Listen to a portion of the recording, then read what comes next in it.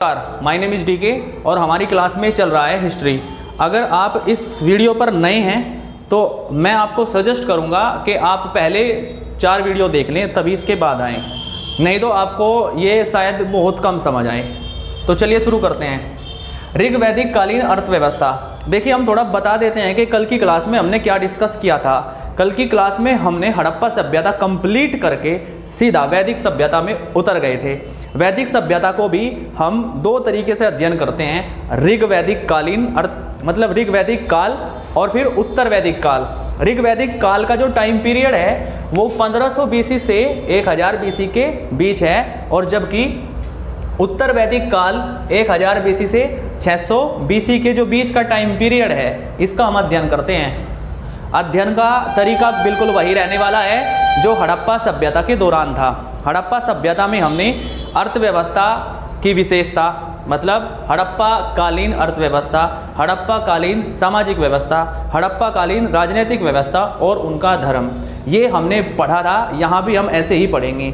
जब हम अर्थव्यवस्था की बात करते हैं तो अर्थव्यवस्था में वही टॉपिक जो वहाँ थे यहाँ भी होंगे। वहाँ भी सबसे पहला टॉपिक कृषि था, दूसरा टॉपिक पशुपालन था, तीसरा शिल्प और उद्योग था, चौथा व्यापार और वाणिज्य था।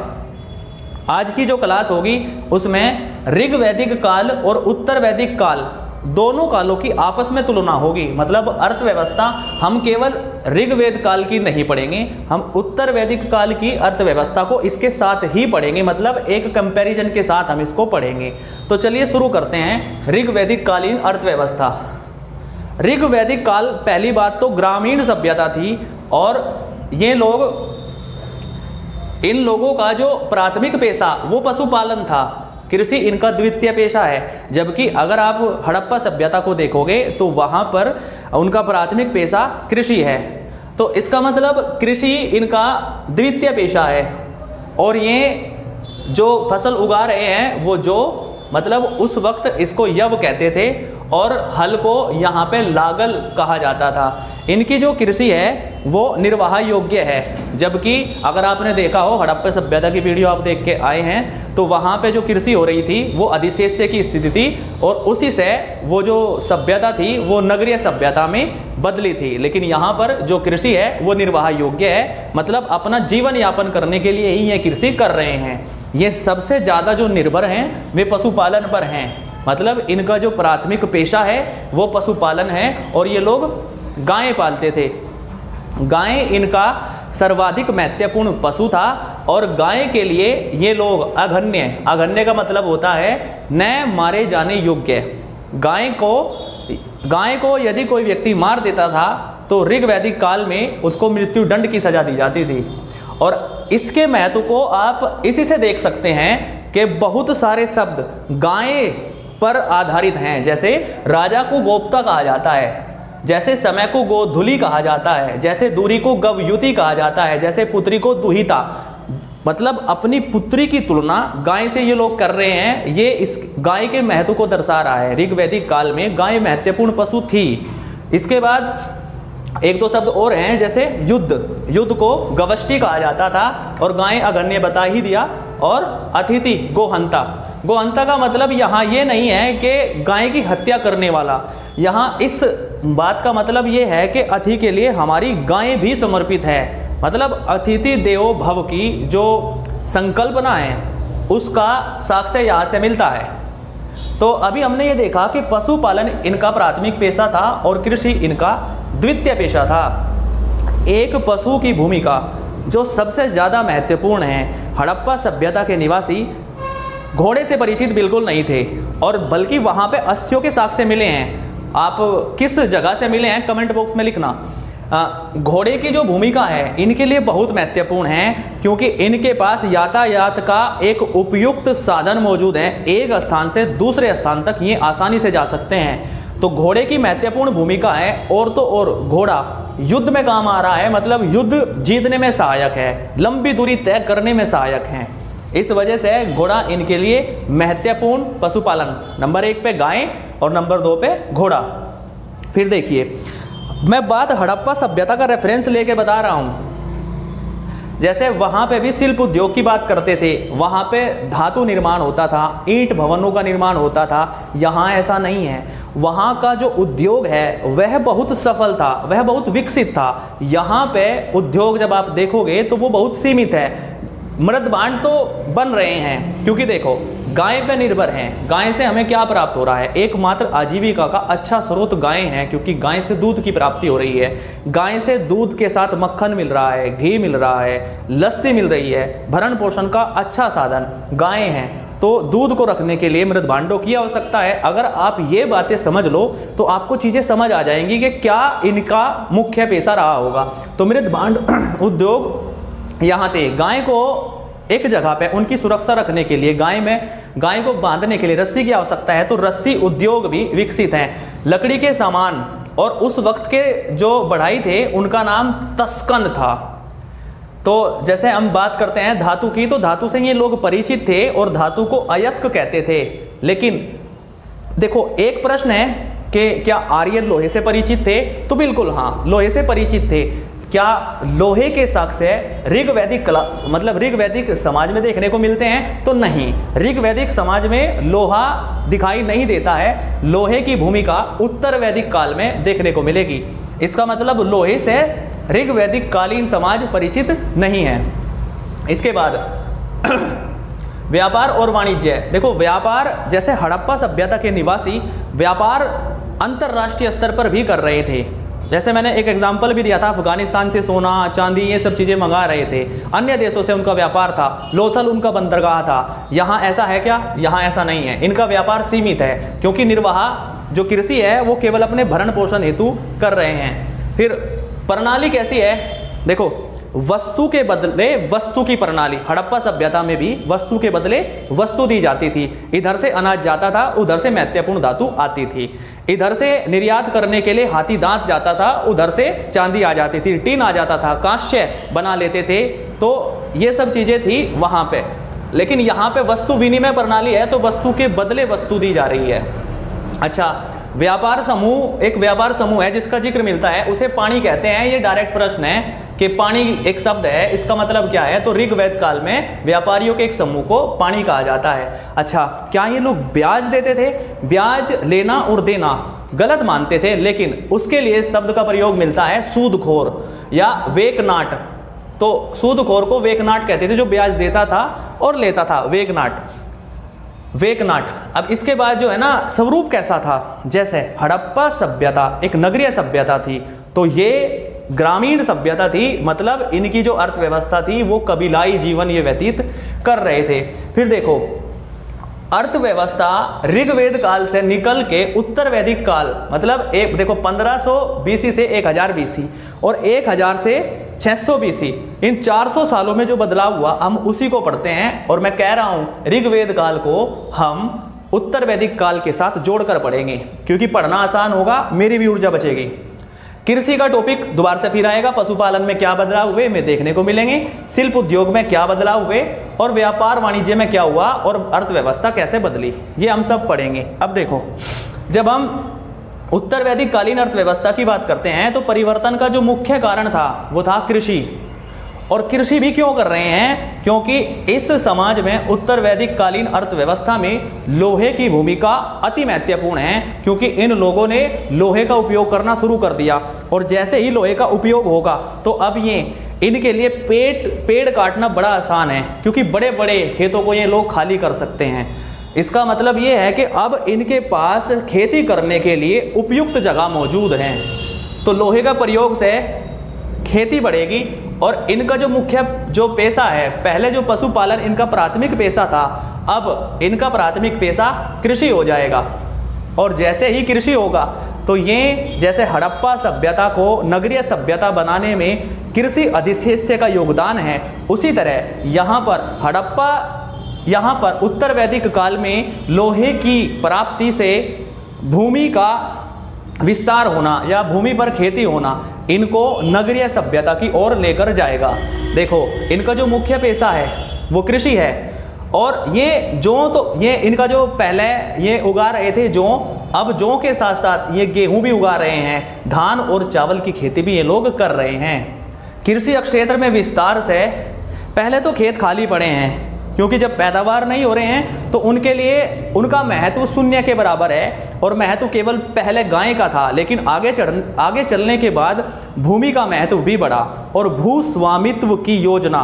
क्योंकि देखो पहले क्या था, पहले ये था कि गायों का स्वामी कौन है, इस वजह से तय होता था कोई व्यक्ति प्रभावशाली है या नहीं है, या कबीले का सरदार है या नहीं है। लेकिन आगे चल के जो जितनी बड़ी भूमि को अपने नियंत्रण में ले सकता है वह उतना ही शक्तिशाली है।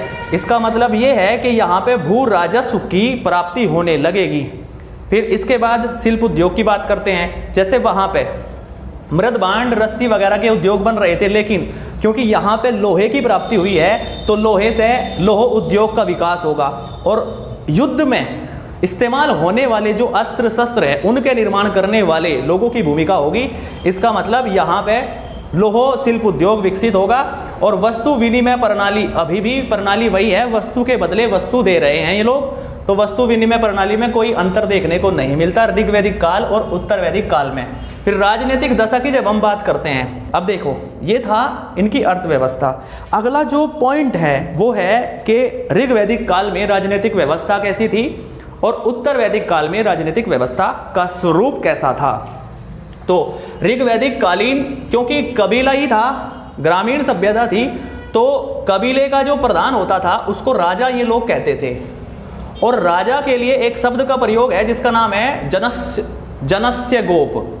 और इसका कर्तव्य क्या होता था, ये कबीले की सुरक्षा करना इसका कर्तव्य था। और युद्ध में यदि किसी दूसरे कबीले के साथ युद्ध करना है तो राजा का कर्तव्य था कि वह उस कबीले का सरदार की भूमिका निभाए, मतलब वह उसको नेतृत्व प्रदान करे। फिर इसके बाद राजा बनता कौन था, क्या राजा बनने के लिए किसी खास वंश से आना जरूरी था या आम जनता के बीच से राजा का चुनाव होता था।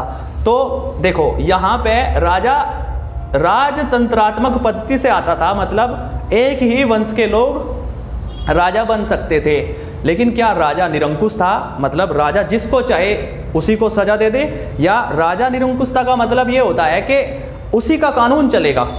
लेकिन ध्यान से हमें समझना है कि ऋग्वैदिक काल में राजा निरंकुश नहीं था, उसको नियंत्रित करने वाली सभाएं मौजूद थी। और प्रतिनिधि सभाएं उनको बोलते थे। जो सबसे पुरानी जो सभा थी उसका नाम विदत है, बहुत इंपॉर्टेंट है। सभा और समिति का विकास विदत से हुआ है आगे चलकर। जब हम विदत की बात करते हैं तो विदत आर्यों की प्राचीन संस्था थी, और इसका जो उल्लेख है ऋग्वेद में 122 बार हुआ है।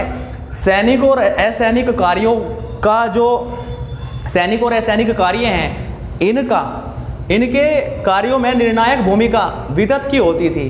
आगे चलकर सैनिक और असैनिक कार्य अलग अलग हुए तो सभा और समिति नामक दो संस्थाओं का विकास हुआ इससे। तो जो सभा थी उसमें अनुभवी लोग, आज की संसद की जब हम बात करते हैं तो उसके 3 पार्ट हैं, एक है लोकसभा, एक है राज्यसभा और राष्ट्रपति। जब हम बात करते हैं राज्यसभा की तो राज्यसभा में हमारे कुछ अक्षेत्र विशेष के जो प्रसिद्ध व्यक्ति हैं, जैसे सचिन तेंदुलकर क्रिकेट खेलता है तो राज्यसभा की सदस्यता दे दी गई। लेकिन जो शक्तिशाली सदन है वो तो लोकसभा है, क्योंकि वो आम लोगों के बीच से चुनाव करके आया है। ये जो सभा थी, इस सभा में अनुभवी लोग बैठते थे, न्याय का कार्य करते थे। इन लोगों से पूछा जाता था कि न्याय किस तरीके से होना चाहिए, किस अपराध की क्या सजा है। लेकिन ये शक्तिशाली सभा नहीं है। आज के राज्यसभा से इसकी तुलना की जा सकती है और 8 बार इसका उल्लेख ऋग्वेद में देखने को मिलता है। लेकिन जब हम समिति की बात करते हैं तो यह एक शक्तिशाली सदन था। आज के लोकसभा से इसकी तुलना की जा सकती है, क्योंकि यह सामान्य जन से बनने वाली सभा थी, और तो और प्रत्येक महत्वपूर्ण विषय पर इसकी निर्णायक भूमिका थी। और राजा का निर्वाचन, अब आप कहोगे कि राजतंत्रात्मक व्यवस्था थी तो राजा का निर्वाचन होता था। राजा का निर्वाचन होता था, लेकिन उसमें उसके जो प्रतिनिधि होते थे वे राजा के वंश के लोग ही हो सकते थे। चुनाव उन लोगों के बीच से यही करती थी समिति। तो राजा का चुनाव होता था। ऋग्वेद में इसका 9 बार उल्लेख है। फिर इसके बाद स्त्रियां भी सभा और समिति में भाग लेती थी, मतलब स्त्रियों की दशा ऋग वैदिक काल में बहुत अच्छी थी। स्त्रियां सभा और समिति में भाग ले रही हैं। तो इसके बाद अथर्ववेद में सभा और समिति को प्रजापति की 2 पुत्रियां कहा गया है। अगर आप लूसेंट पढ़ोगे तो उसमें डायरेक्ट इतना ही लिखा हुआ है, सभा और समिति के बारे में ज्यादा बात वहां नहीं की गई है, तो ये चीजें समझ नहीं आती, मैंने सोचा समझा दूं थोड़ा। इसके बाद है उत्तर वैदिक कालीन राज व्यवस्था। ये है राज व्यवस्था ऋग वैदिक कालीन और ये है राज व्यवस्था उत्तर वैदिक कालीन। परिवर्तन का कारण क्या रहा होगा? अगर आप थोड़ा भी मनोविज्ञान लगाएं या थोड़ी भी अंडरस्टैंडिंग लगाएं तो आप समझ सकते हो क्या परिवर्तन होगा। लोहा है, लोहा मिला है, लोहे से बड़े बड़े पेड़ काटे गए हैं, पेड़ काटने से बड़ी भूमि खाली हुई है, भूमि पे उपज आई है, उपज से इनके पास धन मतलब जो अनाज है उसका अधिशेष्य है, और अब जो भूस्वामित्व है वो बढ़ेगा, और जब भूस्वामित्व बढ़ेगा तो राजा को अपनी शक्ति बढ़ानी होगी। इसका मतलब राजा को शक्तिशाली बनना होगा, यही हम सब पढ़ेंगे। देखो उत्तर वैदिक कालीन राज व्यवस्था में परिवर्तन का कारण लोहा है, क्योंकि लोहे से खेतों को खाली करना आसान हो चुका है, काटना आसान हो चुका है, युद्ध में धारदार हथियार हैं, युद्ध लड़ना आसान हो चुका है, और तलवार के दम पर अब बड़े से बड़े भूभाग को खाली करवाया जा सकता है।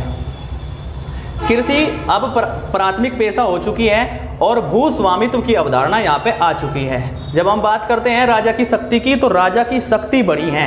राजा की शक्ति क्यों बढ़ी? क्योंकि लोहे से कृषि क्षेत्र में बढ़ोतरी हुई और बढ़ोतरी से उत्पादन हुआ, उत्पादन से राजा को लगा अब इन संस्थाओं से टैक्स लेना बहुत जरूरी है, और जमीन पर सबका अधिकार नहीं है, राजा का अधिकार है, इस जमीन का मालिक राजा है। तो राजा को अपनी शक्ति बढ़ानी पड़ेगी, राजा स्वामी बनेगा और कर लेगा 1/16 भाग, उत्पादन का 1/16 भाग राजा तय करेगा। राजकोष का निर्माण होगा, मतलब राजा के पास अब एक राजकोष है जिसमें यह पैसा जमा होगा, और इस पैसे का उपयोग वह अपनी शक्ति बढ़ाने के लिए करेगा। और राजकोष का जो प्रमाण है वो ऐतरेय ब्राह्मण एक ग्रंथ है उसमें मिलेगा। अब राजा को अपनी शक्ति बढ़ाने के लिए आसपास के राजाओं से, अपने राजपास के राजाओं से सुरक्षा दिखाने के लिए या अपना भय या मतलब अपना प्रभाव जमाने के लिए बड़े बड़े यज्ञ करवाने होंगे। और वे यज्ञ कैसे होंगे? राजसु यज्ञ, अश्वमेध यज्ञ, वाजपेयी यज्ञ, इस तरह के यज्ञ होंगे। और वह बड़ी बड़ी अब उपाधि लेने लगेगा, जैसे स्वयं को सम्राट कहेगा, स्वराट कहेगा, विराट की उपाधि धारण करेगा। और प्रशासनिक इकाई की जब हम बात करते हैं तो उत्तर ऋग वैदिक काल में प्रशासनिक इकाई जो सबसे बड़ी इकाई थी वो जन थी, लेकिन यहाँ पे सबसे बड़ी इकाई अगर आप इसका क्रम देखो तो पहले ग्राम थी, फिर विश थी, फिर जनपद था। तो जन और जन मिलकर जनपद बना है, और इसके बाद जनपद और जनपद मिलकर महाजनपद बन जाएंगे। तो आगे की क्लास हम कल करेंगे।